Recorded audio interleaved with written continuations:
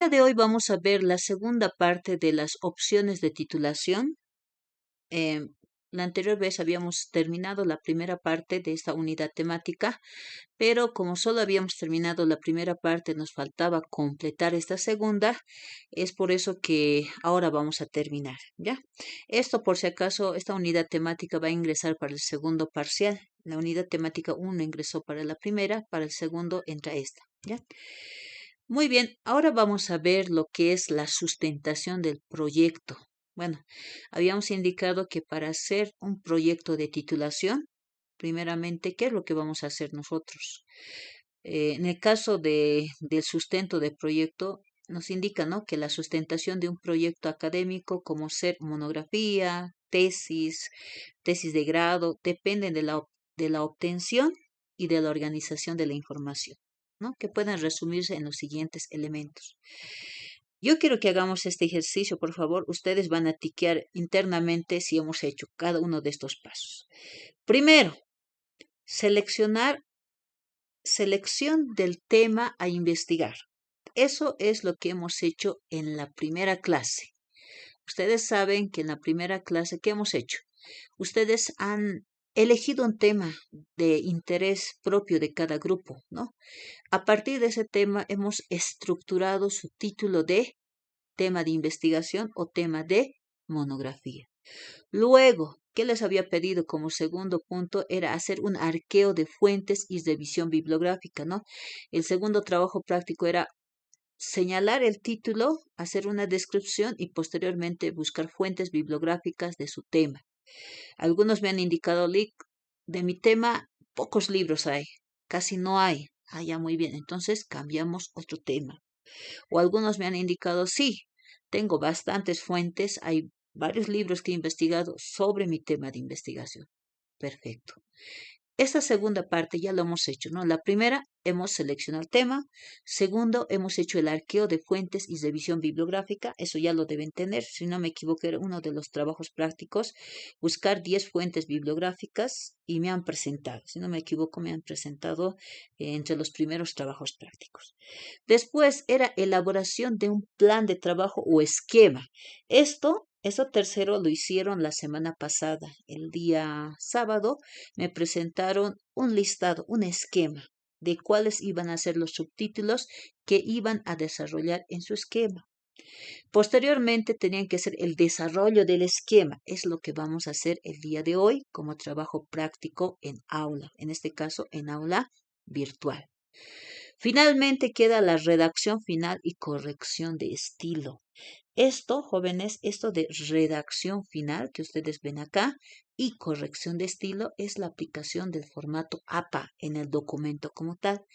Y ese taller lo vamos a realizar el próximo sábado. Es decir, vamos a pensar que ustedes ya han terminado su monografía, pero que está sin estilo. Para hacer la redacción final tenemos que poner el estilo al formato APA. Eso va a ser casi, como dicen algunos, la última parte de su documento, ¿ya? Obviamente que muchos de ustedes todavía no han desarrollado el cuerpo, el esquema de su monografía, por eso es que hoy día vamos a trabajar en ese aspecto. Y para que no hagan doble trabajo, por eso es que el próximo sábado también tenemos un taller de formato APA. Ustedes van a ir desarrollando este esquema paralelamente aplicando el estilo APA. ¿Para qué? Para que su redacción final ya esté enmarcado en el estilo APA y también cumpla con todas las exigencias académicas rigurosas. ¿Para qué? Para que su documento nunca sea observado, ¿no? Porque en algún momento lo primero que te observa no está en formato APA. Las figuras, las tablas, el texto, el mismo documento no está en formato APA, ¿no? Te observan desde los márgenes, interlineado, el uso de citas textuales. Todos esos aspectos es observado al momento de revisión del documento, ¿no? Entonces, para que no exista esa observación, vamos a trabajar todos estos puntos que aquí están señalados, que son prácticamente 5. Todos estos lo estamos desarrollando. Ya nos falta estas dos: desarrollo del esquema, redacción final y corrección del estilo, ¿no? Ahora, vamos a ver cuáles son las características del sustento académico del proyecto, ¿no? Primeramente, lo que vamos a aplicar es la exactitud y claridad. ¿Qué quiere decir? Que para realizar una monografía, el estudiante debe delimitar muy bien el tema de estudio que aborda. Esto de delimitar se ha realizado cuando hemos mejorado sus títulos de sus monografías, porque algunos, por ejemplo, su título era Exportación de la quinoa. Pero ¿cuál quinoa? ¿De qué país? ¿De dónde estamos hablando esta quinoa? Entonces ahí hemos mejorado, ¿no? Hemos hecho análisis de la exportación de la quinoa boliviana al mercado europeo. Muy bien, ahí estamos delimitando. No nos interesa que la quinoa se exporte a todo el mundo, sino solamente al mercado europeo. Y no es cualquier quinoa, es una quinoa boliviana. Entonces ya estamos delimitando el tema de estudio que estamos abordando, ¿no? Por eso decíamos que tienen que dejar bien en claro hasta dónde se va a exponer en la monografía, cuáles son las perspectivas más precisas para ello, ¿no? Del mismo modo, se espera que la exposición sea clara, justa y demostrando conocimiento de la terminología y comprensión de la materia. En pocas palabras, el documento que ustedes van a redactar sobre la exportación de la quinoa al mercado europeo tiene que ser lo suficientemente clara y exacta. Y para que sea clara, ahí es donde ahí sí intervenimos en la claridad. Nosotros tenemos que empezar a escribir en párrafos, ¿ya? Respetando la sintaxis en la redacción. ¿Qué significa sintaxis? El orden de las oraciones al momento de redactar, ¿no? Ustedes saben que una oración tiene sujeto y predicado, ¿ve? Y un párrafo es un conjunto de dos o más oraciones. Entonces yo cuando voy a empezar a redactar, tengo que considerar esos aspectos. Tiene que haber coherencia en la redacción, ¿ya? Por eso ahí cuando existe coherencia, la redacción va a ser clara. Exactitud, ¿a qué se refiere? Que nosotros no nos vamos a inventar la información que vamos a redactar en el documento. Si nos dice datos del INE, que Bolivia exporta 15 o 20 toneladas de quinoa al año al mercado europeo, esos datos son exactos, no nos estamos inventando, no estamos indicando, no, son 25 toneladas, no, después no, medio que puede ser más, a ver, pongamos 35. No, esos datos que ustedes van a utilizar en la redacción de su documento tienen que ser exactos. ¿Y cómo van a ser exactos? Porque van a ser documentos o datos obtenidos de una fuente bibliográfica. Es decir, si yo he sacado que son 15 toneladas, debe haber una fuente. Seguramente diré, ¿no? Señalaré en el documento. Según datos del INE 2025 o 2026, señalan o datos de Cenabec, no sé, las instituciones que trabajan con lo que es la parte de exportaciones, tal vez dirán, según datos de Cenabec o, bueno, otra instancia o de aduana nacional, la cantidad de quinoa exportada al mercado europeo son son 15 toneladas. Muy bien. Y esa información ha sido verificada y es por eso que está publicada, ¿no? Entonces, ahí es donde nosotros mencionamos la parte de exactitud, ¿no? Y en la parte de claridad es lo que nosotros tenemos que representar en la escritura de la redacción. Es decir, nosotros tenemos que redactar de forma clara, ¿ya? Verificación e imparcialidad. ¿Ven la imagen que está aquí al fondo? Deberíamos ser nosotros como los jueces, pero los jueces deberían ser como lo ven aquí, con los ojos tapados.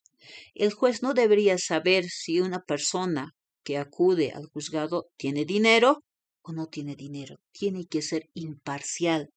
Lo mismo es cuando nosotros redactamos una monografía, una tesis.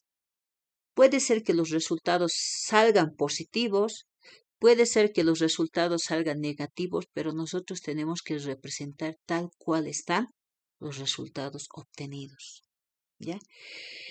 En este aspecto, ¿qué decimos, no? En referencia a la verificación e imparcialidad, ¿qué nos señala, no?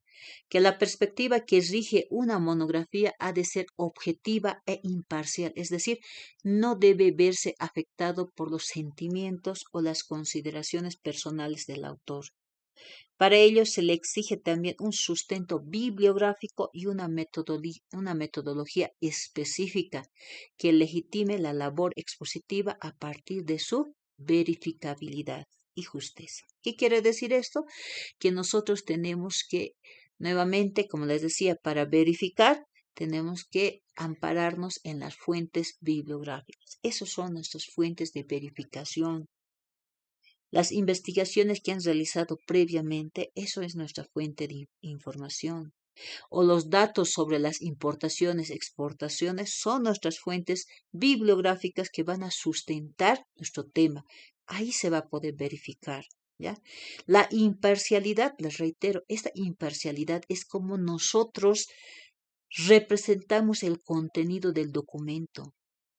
Y en algún momento la imparcialidad surge también a partir de hacer a un lado los sentimientos. Por ejemplo, alguno de sus compañeros les decía, en una tesis, en una monografía, no deben utilizar el término nuestro, nosotros, consideramos, pensamos, sentimos, queremos, apreciamos. O sea, eso es pues en segunda persona, es como si nosotros queremos bastante a nuestro país, ya no estás siendo imparcial. O sea, tienes que mostrar esa imparcialidad y sobre todo esto se puede evidenciar cuando redactamos en tercera persona. ¿Qué quiere decir tercera persona? En vez de decir nuestro país, podemos decir el país, en vez de decir consideramos que es fundamental, podemos señalar, o en este caso podemos escribir, en vez de decir consideramos, se puede decir se considera pertinente la investigación sobre la exportación de la quinoa. Entonces, ahí ya estamos siendo imparciales. Ya estamos siendo, o sea, como dicen, estamos redactando en tercera persona, sin aplicar nuestros sentimientos, ni emociones, ni consideraciones personales como autor. Porque cuando nosotros redactamos sentimos que, o decir, sentimos que la quinoa puede ser un buen elemento de exportación, ya estamos aplicando estas consideraciones o sentimientos, ya estamos viendo afectada la redacción del documento, ¿no? Entonces, eso es lo que tienen que evitarse. Ahora, obviamente esto lo vamos a ver dentro de unos minutos en la parte práctica cuando redactemos el análisis, ¿ya? Ustedes son los que dominan sus temas, ustedes son los que están compartiendo en los mensajes sus textos, ustedes van a hacer ese pequeño análisis y vamos a redactar en tercera persona, ¿ya? Ahora bien, vamos a ver otro aspecto, ¿no? La importancia académica. Este elemento nos señala que la monografía existe, dice, exige de parte del autor una investigación profunda. ¿Para qué? Para que exista una comprensión cabal de la información recabada en las fuentes, además de una redacción correcta y justa de acuerdo a los lineamientos metodológicos. ¿Qué quiere decir? Que nosotros debemos consultar varias fuentes bibliográficas, analizarlas.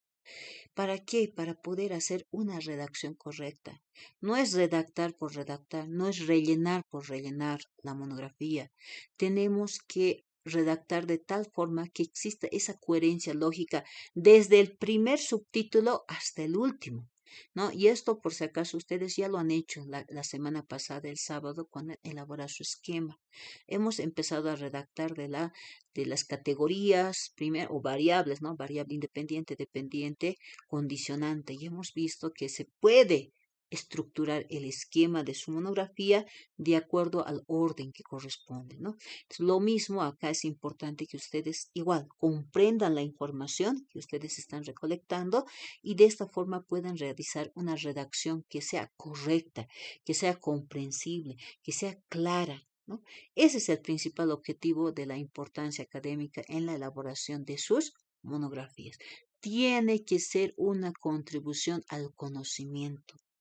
Hay muy buenos temas que ustedes han desarrollado, que están desarrollando, pero lo malo es que nos falta todavía la parte de escribir.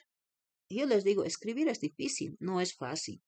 No es copiar y pegar, eso ya se puede en las citas textuales, pero lo duro es poder interpretar o analizar y saber redactar en tercera persona lo que nosotros queremos dar a conocer al lector, porque estamos escribiendo para otra persona que va a leer la monografía, que va a utilizar posiblemente o nos va a citar a nosotros cuando estamos redactando una monografía.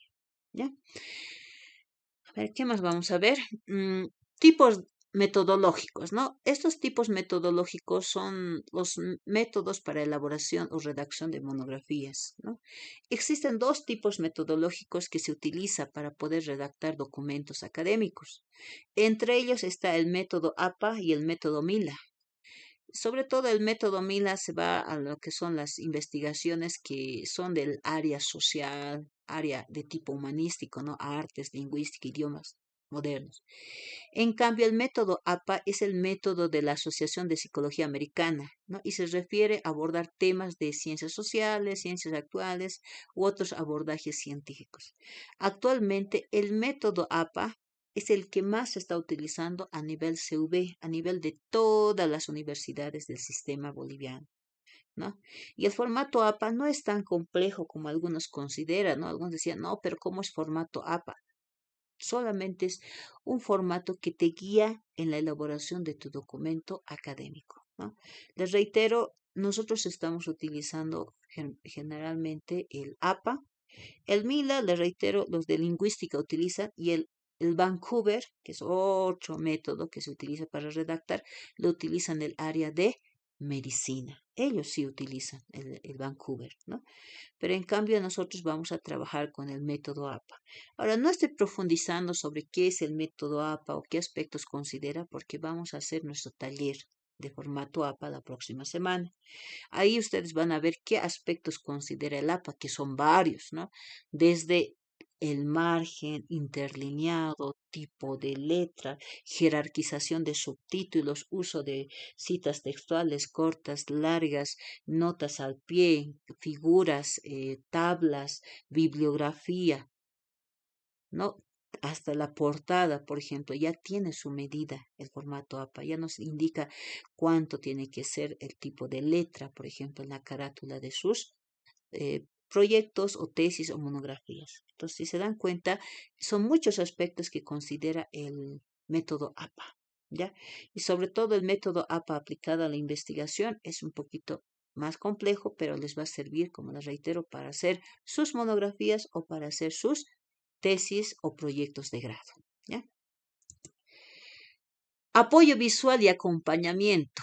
Esto sobre todo, y esto también le vamos a ver en el formato APA, cómo deberíamos presentar nuestras figuras y nuestras tablas, ¿ya? Aquí, ¿qué nos dice sobre el apoyo visual o acompañamiento? Nos dice, a menudo las monografías se benefician de la inclusión de elementos visuales como fotografías, cuadros y gráficos. En ciertos regímenes metodológicos, dicho material va inserto en el cuerpo de la investigación, mientras que en otros se favorece su organización en un apartado final de anexos, optando por simplemente referirlos cuando sea oportuno a lo largo de la monografía. ¿Qué quiere decir? Que en algunos casos las monografías utilizan en el desarrollo, en el cuerpo, figuras, que son estas de acá que ustedes pueden ver, estas de acá son las figuras, estas que están que dice, por ejemplo, monografías.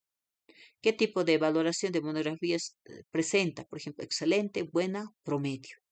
O una tabla donde nos dice distribución de pacientes con catarata congénita e infantil según edad y sexo. Estas son una tabla de doble ingreso, ¿no? Aquí está sexo masculino o femenino y aquí grupos etarios, menos de 2 meses, entre 2, entonces aquí son de doble ingreso, ¿no? Esta tabla. Generalmente, les reitero, nosotros le ponemos las figuras y las tablas al final de la monografía, salvo que sea realmente importante. Hay casos donde realmente es importante que existan las figuras o las tablas en el desarrollo de la monografía. Por ejemplo, si yo quiero dar a conocer el índice de exportación de, de la quinoa al mercado europeo, y tal vez tengo aquí, como ven aquí, una tablita, una figura donde está representando que en el 2023, 2024, 2025, la cantidad de quinoa exportada a nivel al mercado europeo es, por ejemplo, del 2023 eran solo 8 toneladas, en el 2024 eran 10 toneladas, en el 2025 son 15 toneladas, más o menos nos sirve para proyectar o para intuir o analizar el posible exportación de quinoa que se vaya a realizar en 2026. Si han incrementado la exportación de la quinoa, aparentemente en el 2026 se tendría que poder exportar aún más. Si eran 15 toneladas, tal vez el 2026 se puedan exportar 20 toneladas, ¿no? O 18 toneladas. Entonces, eso nos sirve para analizar, ¿no? Para decir, de acuerdo, según la tabla obtenida, de, según la tabla obtenida, el índice de exportación de la quinoa al mercado europeo se ha ido incrementando notablemente desde la gestión 2023, siendo un aproximado de 3 a 4 toneladas de incremento cada año. Esta situación evidencia una tendencia hacia el crecimiento de la exportación de la quinoa boliviana al mercado europeo. Asimismo, punto seguido, o siempre van a utilizar los puntos seguidos. Asimismo, esto representaría una tendencia de consumo de la quinoa boliviana en el mercado interno europeo, siendo esto algo favorable para la economía del país. Punto final, perdón, punto aparte. Ahí ya podemos redactar otro párrafo también, ¿no? Dependiendo de qué más queramos complementar en el análisis. Entonces, se dan cuenta, es muy importante que podamos utilizar, les reitero, lo que es las figuras o las tablas cuando realmente lo amerita, porque hay algunos tribunales, por ejemplo, había un tribunal de la última defensa de monografía que asistí, que, bueno, o sea, la monografía no necesariamente necesita figuras o tablas. Ya esa monografía la revisé y dije, no, está bien, está texto de monografía de compilación, perfecto. Pero el otro tribunal dijo, no, tienes que argumentarme con datos estadísticos. Subíle tablas, subíle gráficas. Subió, pero como el estudiante no se ubicaba bien en formato APA, tuvo esas observaciones que no logró adecuarlo al formato APA, ¿no? Entonces, posteriormente, tampoco puso el análisis ni interpretación y eso hizo que se observara esa monografía, ¿no? Les había comentado, creo que hace unas 3 semanas atrás, ¿no? De las defensas, ¿no?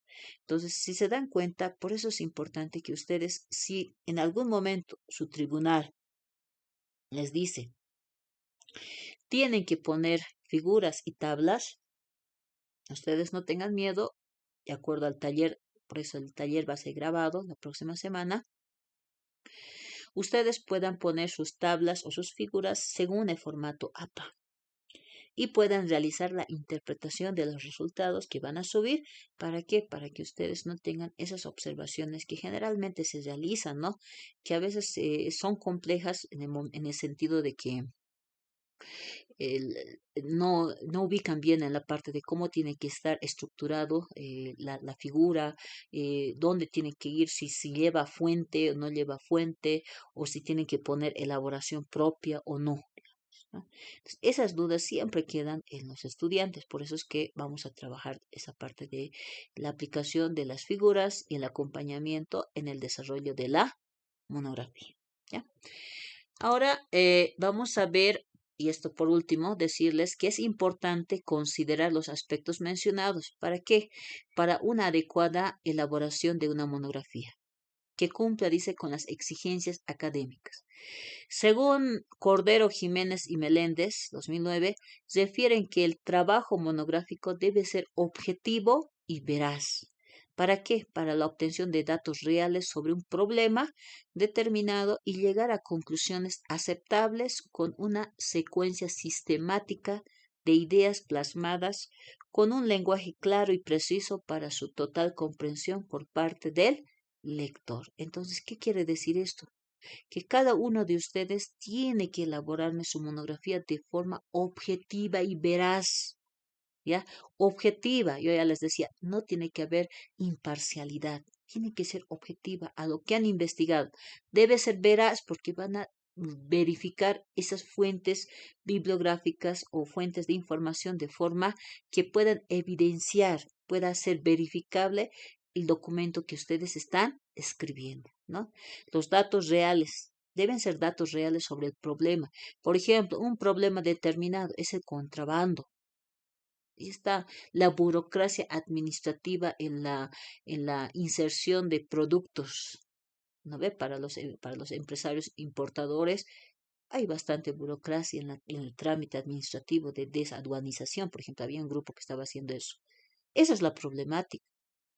Y para llegar a conclusiones aceptables, nosotros debemos desglosar el tema en tal sentido de que nosotros podamos señalar y decir, se llegó a las siguientes conclusiones, que el proceso de desaduanización que realiza la aduana nacional en las fronteras nacionales está reduciendo, está siendo un factor que incide negativamente en que las empresas puedan importar sus productos, toda vez que la demora administrativa tarda entre 3 a 5 días, siendo esto que incrementa el costo de flete y procedimiento logístico para el traslado de las mismas al mercado interno, por ejemplo.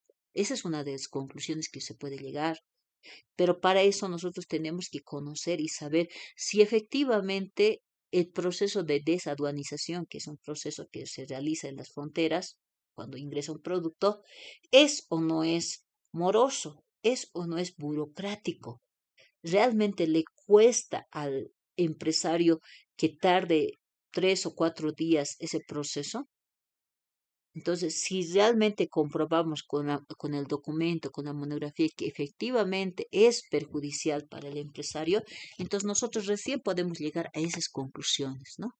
Dice, debe tener secuencia sistemática de ideas, por eso les decía algún momento, yo no puedo señalar las consecuencias al inicio. Al inicio de su esquema debe estar, pues, qué es exportación, qué es la quinoa boliviana, qué es la exportación de la quinoa boliviana. Eso yo voy a ver al inicio.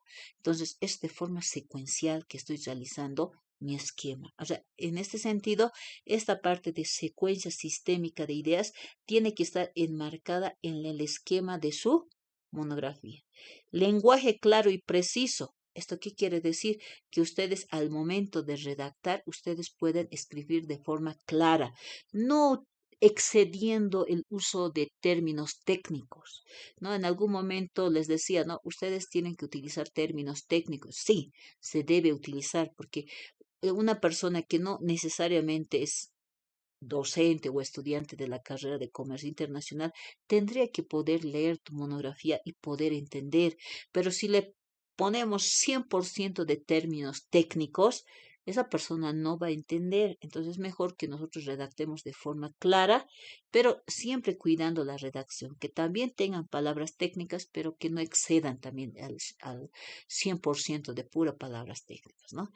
¿Esto para qué es lo que nosotros vamos a realizar esta redacción que sea comprensible para que el lector, que en este caso pueden ser estudiantes de otra carrera de administración, economía, puedan entender el contenido de su monografía, ¿no? En algunos casos, los de administración, por ejemplo, quieren abrir su empresa importadora, pero ellos saben de la administración de la empresa, pero posiblemente desconozcan de lo que es los procesos, los regímenes de importación, cuáles son las normativas, la logística, el plan de logística que se realiza puede ser terrestre, aéreo o, bueno, ese tipo de logística. Ellos desconocen. ¿No? Porque ellos están formándose para ser administradores, pero les encantaría trabajar en el ámbito de la importación, porque pueden importar productos y, bueno, o incluso fabricar nuevos productos en base al producto importado o bien a comercializar los productos importados, ¿no? Entonces, si se dan cuenta, es muy importante que se maneje